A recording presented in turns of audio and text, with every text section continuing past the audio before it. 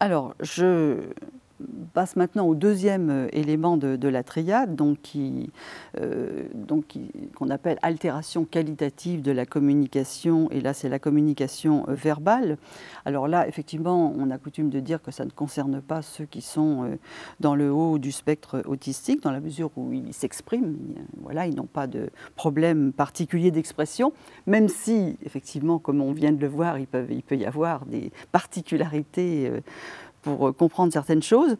Donc là, effectivement, on est confronté à des personnes qui sont plutôt dans le bas du spectre autistique et qui ont soit un retard de langage, soit une absence de langage. Il y a effectivement des personnes avec autisme, des enfants, adolescents, adultes qui ne parlent pas.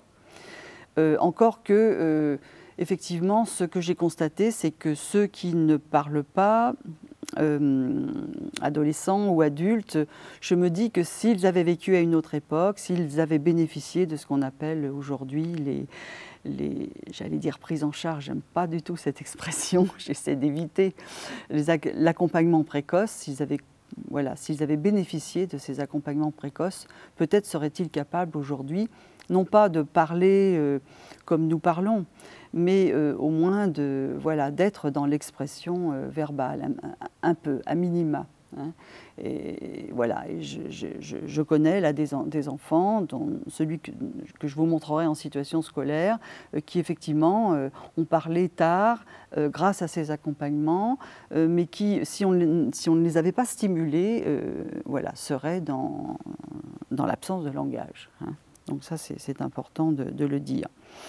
Alors, il y a ceux qui, effectivement, parlent, mais à cause de leurs difficultés d'interaction sociale, ont des difficultés à soutenir une conversation, ne vont pas répondre à des questions, etc. Et puis, effectivement, ils sont aussi nombreux dans le bas du spectre autistique à avoir un usage stéréotypé du langage, qu'on appelle l'écholalie, sachant qu'il y a deux sortes d'écholalie. Il y a l'écholalie immédiate, qui est celle de l'enfant qui répète une phrase qu'il vient d'entendre, voire même la fin de la phrase, si la phrase est trop longue, mais qui n'en comprend pas forcément le sens. Mais voilà, il vaut mieux être dans l'écholalie que de ne pas parler du tout.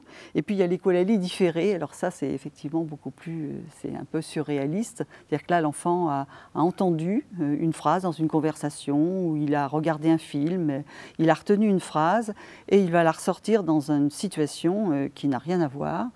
Et on va se demander qu'est-ce qui lui arrive, qu'est-ce qu'il veut dire, d'autant que cette phrase, il va la répéter interminablement, sans doute parce qu'elle lui plaît. Ça, c'est ce qu'on appelle l'écholalie différée. Et effectivement, ça fait partie des particularités de ces enfants qui ont le langage. Quant au langage idiosyncratique, ça c'est un mot barbare qui signifie que là, l'enfant utilise des mots sans respecter le sens usuel du mot. Et là, il faut bien connaître l'enfant pour comprendre ce qu'il veut dire. Et là, j'en profite pour faire une petite parenthèse de l'importance pour les professionnels d'être en relation avec les parents pour justement bien connaître et bien comprendre l'enfant, surtout s'il a un langage idiosyncratique, parce qu'on va mettre un certain temps à comprendre ce qu'il veut exprimer. Donc les parents, ils ont des choses à dire aux professionnels, à apprendre aux professionnels. C'est leur enfant, ils le connaissent. Quand ils expriment quelque chose, ils comprennent. Ils savent aussi ce que l'enfant aime, ce qu'il n'aime pas. Ce sont des renseignements qui sont très précieux pour les professionnels. Et c'est un petit peu dommage qu'un certain nombre de professionnels ne font pas cette démarche d'aller vers les parents. Il y a des parents qui sollicitent les professionnels, mais en général, ce n'est pas forcément bien vu non plus.